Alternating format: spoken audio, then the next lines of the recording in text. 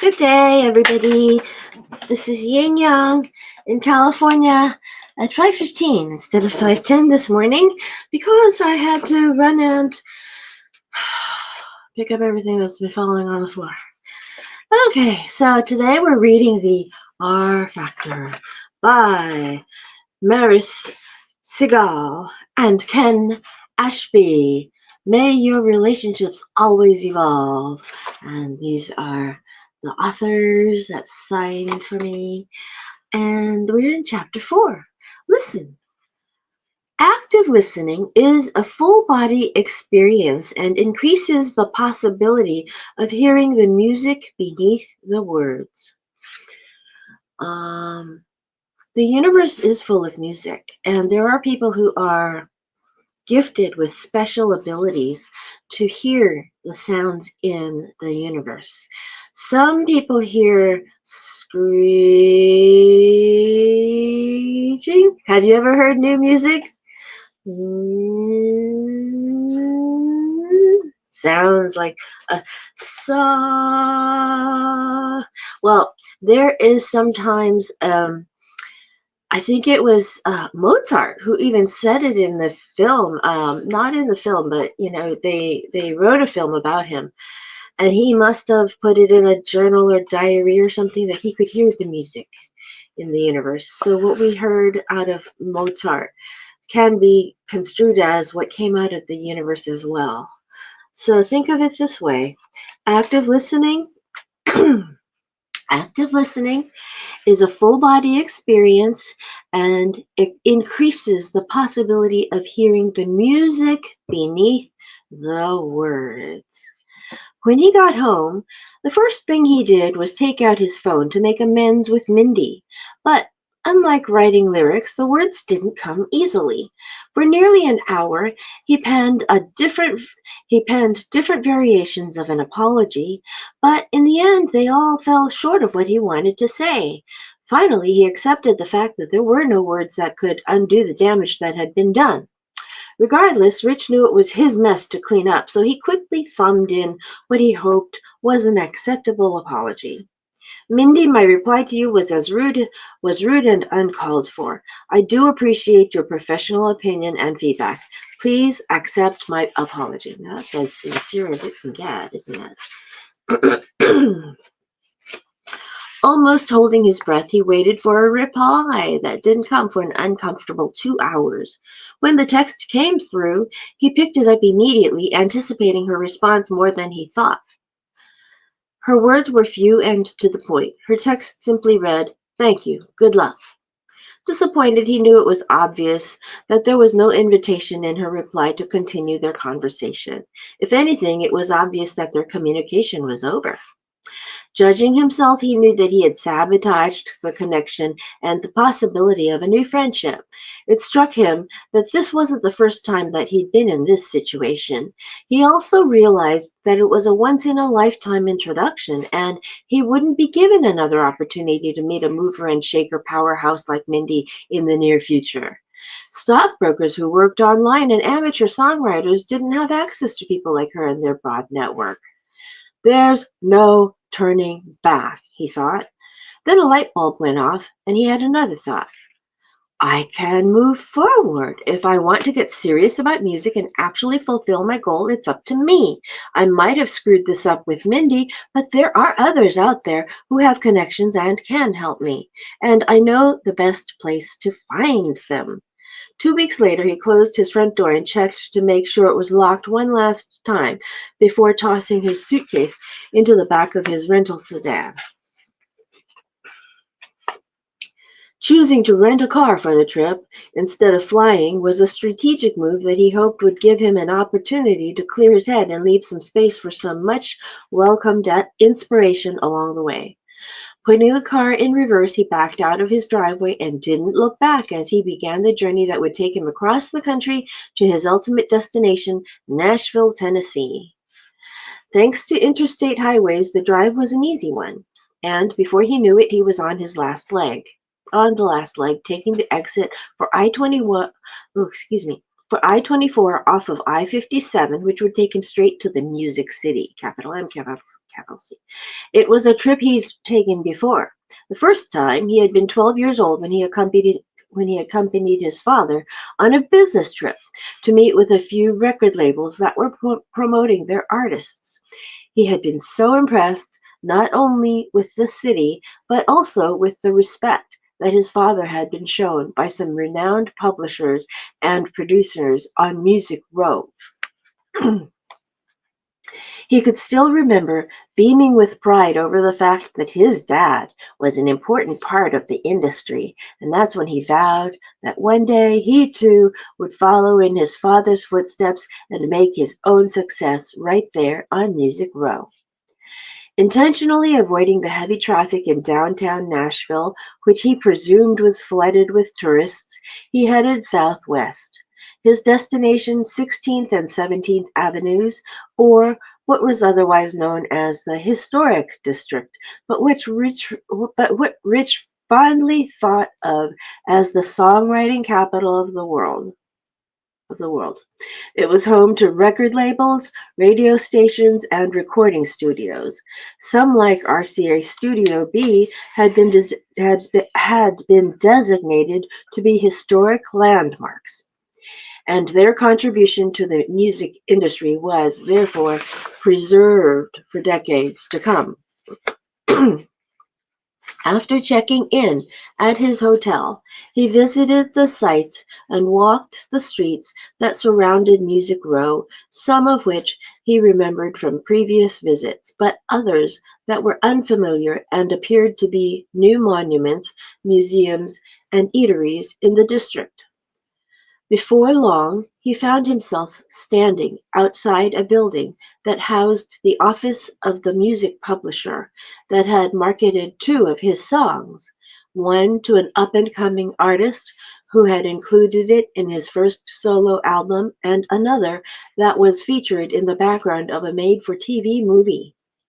Neither became a household hit, but they did validate for Rich that he had talent and gave him a glimpse of a promising career as a songwriter.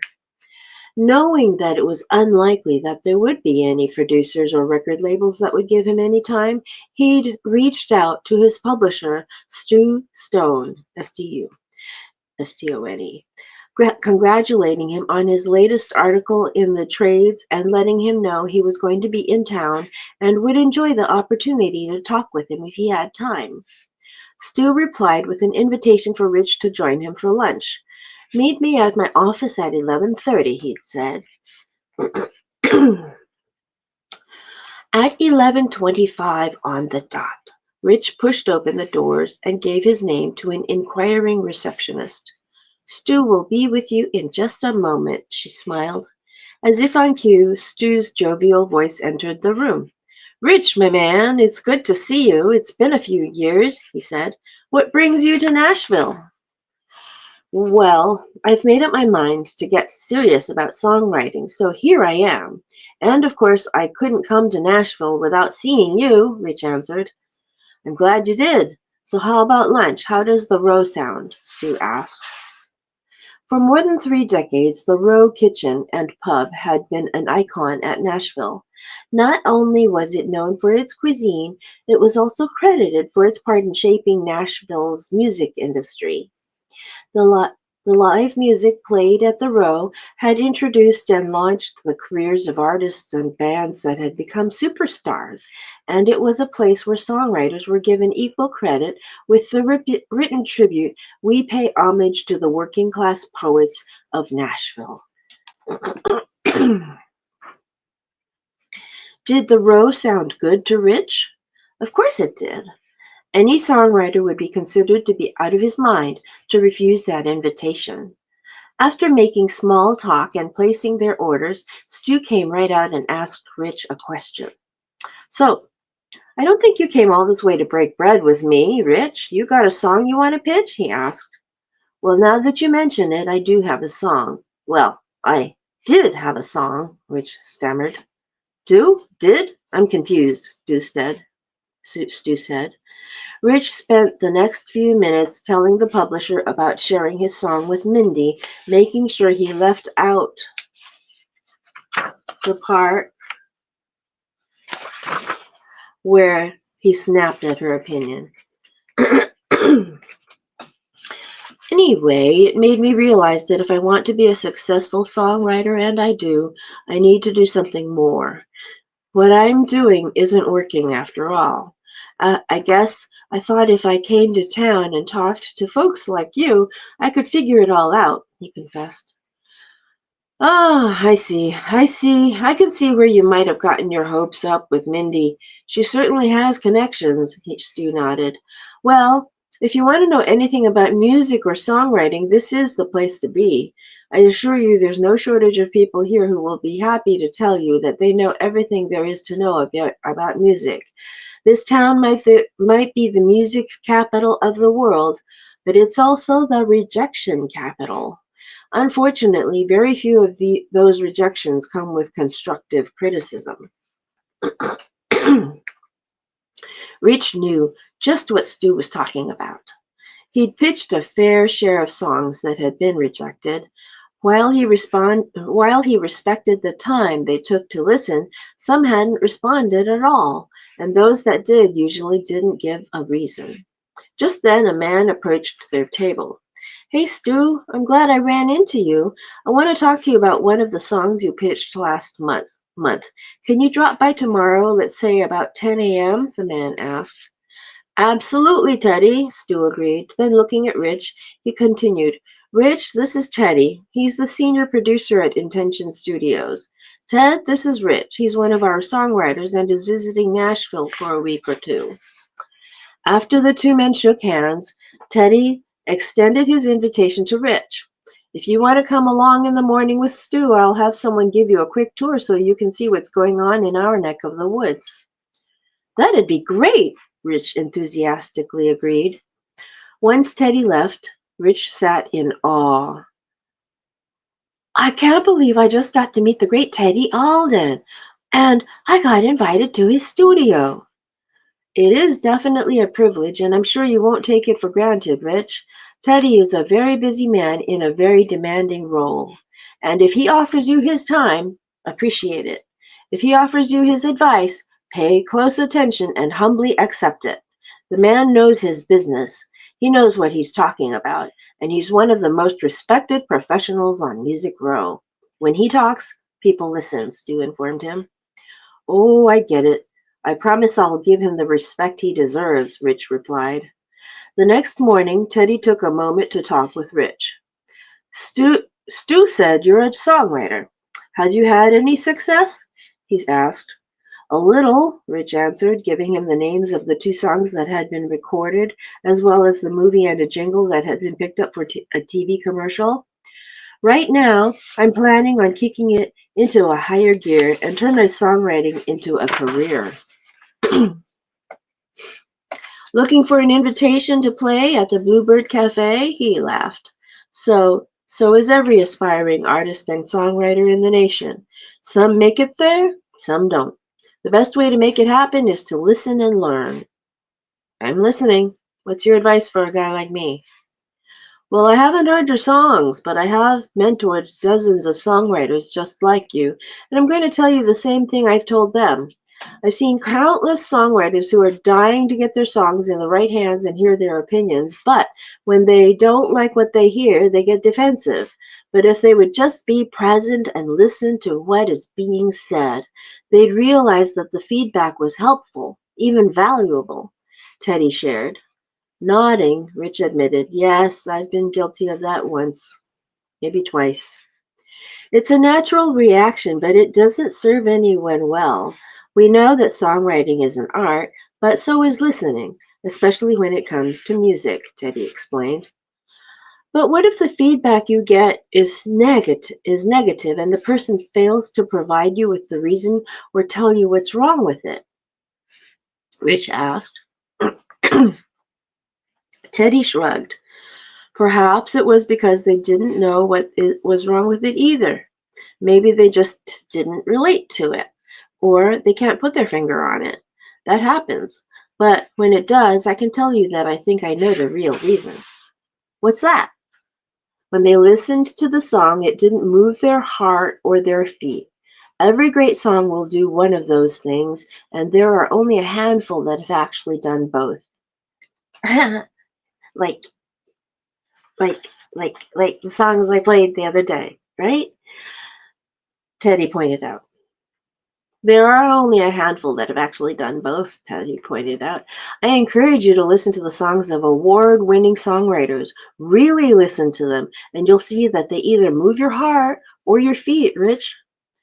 Interesting, Rich replied. Tell me, in your opinion, is there a certain genre or chord progression, melody, or hook that'll move your feet more than another?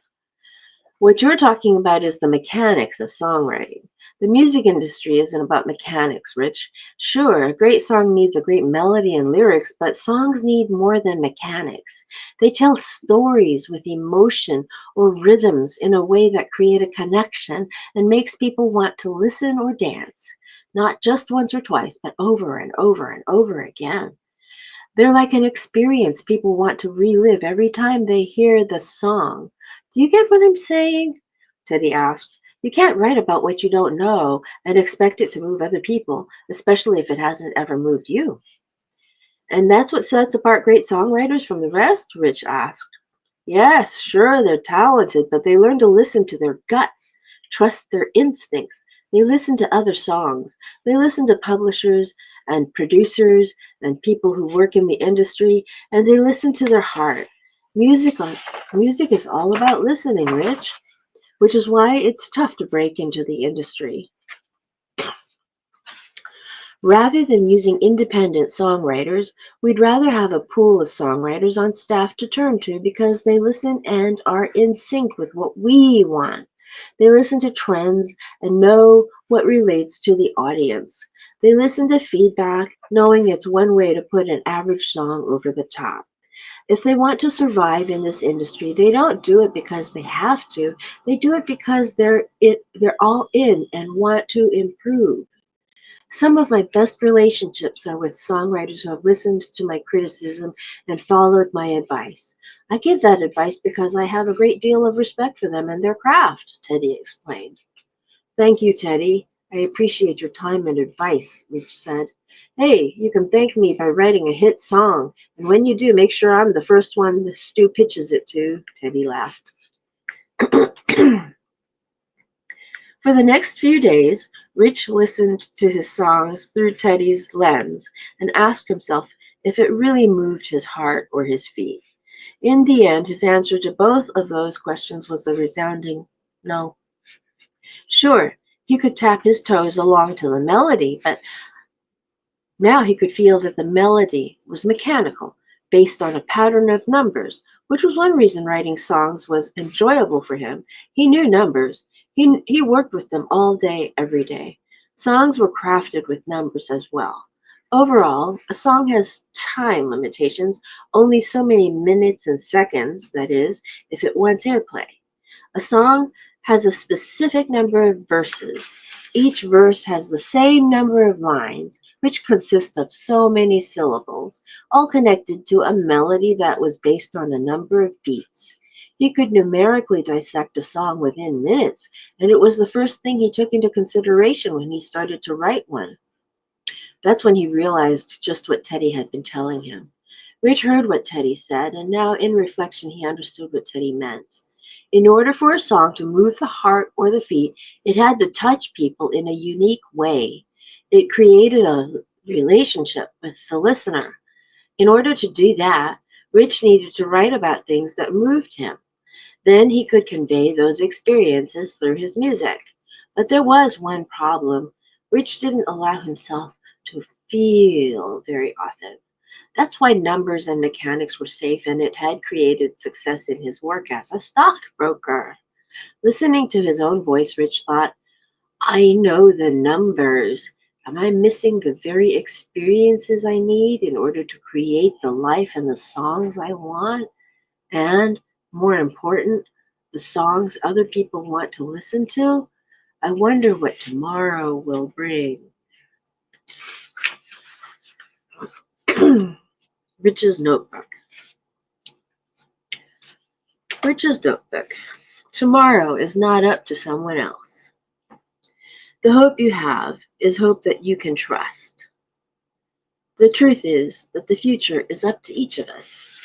Rich's notebook. Tomorrow is not up to someone else. The hope you have is hope that you can trust. The truth is that the future is up to each of us. In New York, Mindy was enjoying the success that Rich dearly wanted, but the demands, especially those she placed on herself, were beginning to take a toll on her. Her parents were observant and noticed it too. Her parents were observant and noticed it as well, pointing out with increasing frequency that they felt she needed to take a break. At the minimum, they expressed their desire for her to cut back on her frequent travels. In the past month alone, she had spent 3 weekends away from Rose, that's her daughter, and they'd noticed that their granddaughter was voicing her dissatisfaction about her mommy being gone so much. Dissatisfaction. Dissatisfaction. That's a Spoonerism. Yeah. Each time, though, they brought these points to Mindy's attention, she reacted, saying, "I'm doing the best I can to support my family." This frequent conversation only added to her stress. In Mindy's mind, her job was vital to her daughter's future. Therefore, she needed to make sure she did it well. She couldn't get why her parents didn't understand that everything she was doing was for Rose and their well-being. Instead, her parents worried it was having a negative effect on her. While she wanted nothing more than to please her parents, who had been her right hand since Rose was born, she felt trapped, thinking that no matter what she did, it wasn't enough. To be successful, she knew she had to make sacrifices, but she feared she was teetering on but she feared she was teetering on sacrificing her relationship with her daughter and her parents, and that scared her. She knew something had to give, but what? So, the R factor, we're on page 51. Next week, we will go into trust. How you trust yourself is reflected in your relationships. Trust your instincts. Okay. So, Rich's notebook. They've actually gone to the trouble of making it look like script. So here we'll read it again. Rich's notebook says, "Tomorrow is not up to someone else. The hope you have is hope that you can trust." In other words, hope that you have in your heart, you can trust it. The truth is that the future is up to each of us. So that is where we are, and we shall see you tomorrow. There's Segal. Hello. I hope you saw my post. Anyway, I want to say hello. Oh, and Ken Ashby, can't leave you out. And John Clark. And of course, his lovely wife, Barbara. And everybody else who comes by. AC Rosita, Lisors Cantara, Mandy Alexi, Candice Richardson Solomon. Oh my gosh. Who else? Oh gosh. Gina Putorf. Yes. All right, so we'll see you then. Okay. I always say old Kinderhook because old Kinderhook was a congressman that wanted to see everything to a good end. Okay, old Kinderhook.